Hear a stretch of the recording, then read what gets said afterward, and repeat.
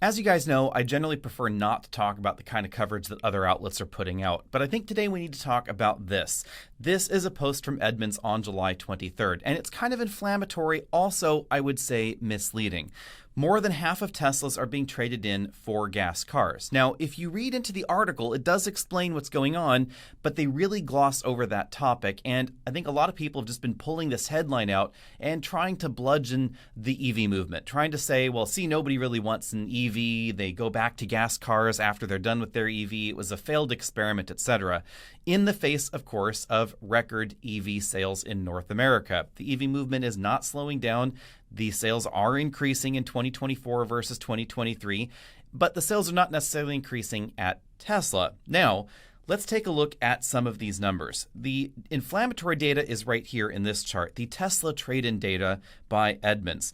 They're saying that in 2019, 71% of Teslas were traded in for for a gasoline car. So they came out of the Tesla, they went and they bought or leased a BMW 3 Series or whatever that wasn't an EV.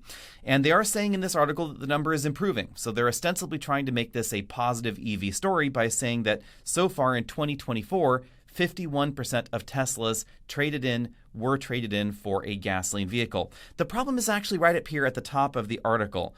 More than half of Teslas traded in at dealerships so far in 2024 were traded in for a gasoline vehicle. That is the core problem here. Remember that Rivian does not have dealers, Tesla does not have dealers, Lucid does not have dealers in the traditional sense, and we don't know whether this number includes things like the Fisker Ocean.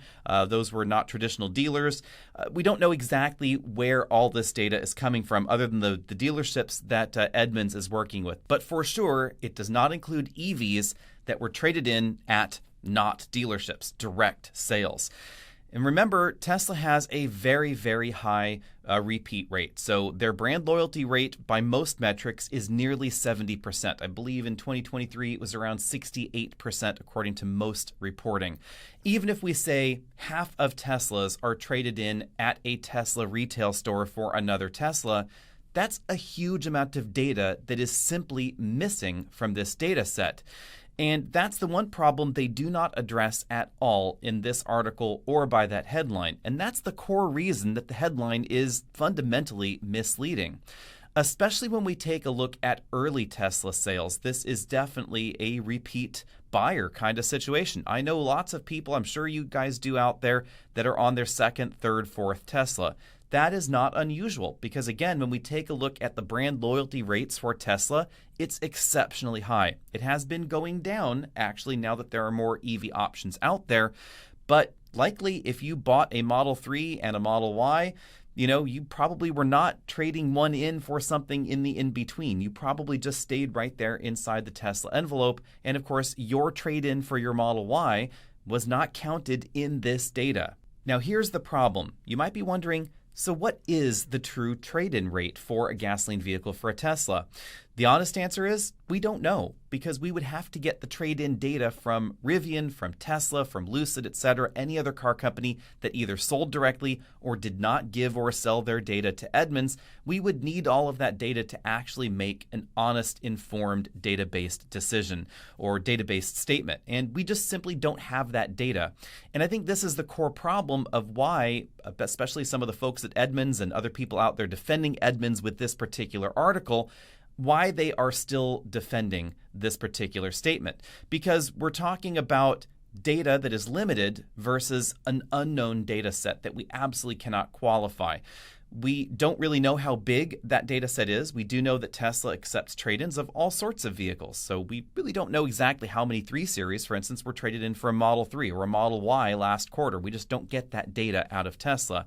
But importantly, we just don't know how many Teslas are traded in for other Teslas. It's a significant number, however. Just take a look at the used Teslas that are available from Tesla themselves, because they take in the vehicles, they, of course, resell them or they auction them off. On the other hand, we can make some logical and educated guesses. Tesla's loyalty rate has been slipping over time, so even if we say last year it was 68%, this year it's 60%. You might be convinced to then think that this data set is the other 40% of the pie.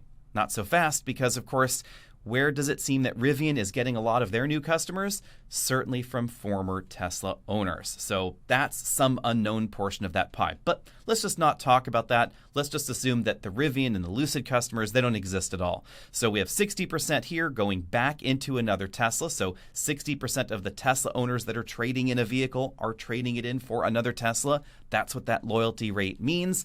Then if we take a look at that, the 51% is actually more like 25.5% at best. Keeping the limitations and the size of this data set in mind when talking about the rest of the much larger pie, then in reality it appears that only maybe about 11 or 12% of Teslas actually traded in get traded in for a gasoline vehicle. Because again, we're talking about those trade-ins at traditional car dealerships. And that is the problem with this data.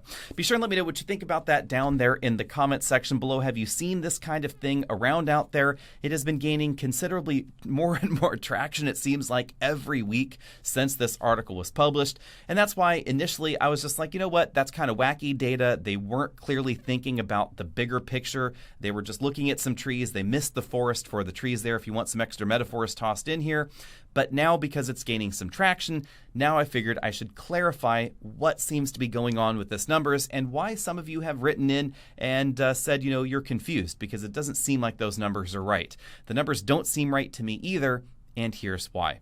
The problem with this data set and this subheadline here, where only 32% of Teslas were traded in for other EVs, is that, again, this data set is excluding cars traded in not at dealerships. And the big one here, of course, would be Rivian. We have seen Rivian sales really growing year after year here. So if you're taking your Tesla and you're trading it in for a Rivian, again, we excluded that from even that pie chart up there at the top of your screen, that's still not going to be in this data. So we can't even make that claim even among the people that don't go back to Tesla. So obviously, a lot of people still go back to Tesla, not in this number, then a significant number based on Rivian sales, even if Rivian is getting half of people that already have an EV going in to buy another EV truck, even if half of those are new customers, whatever. Again, we don't necessarily know that data, but it's a significant number of Teslas traded in for Rivians, and that's not even in this data set. So that is still a very, very convoluted statement there.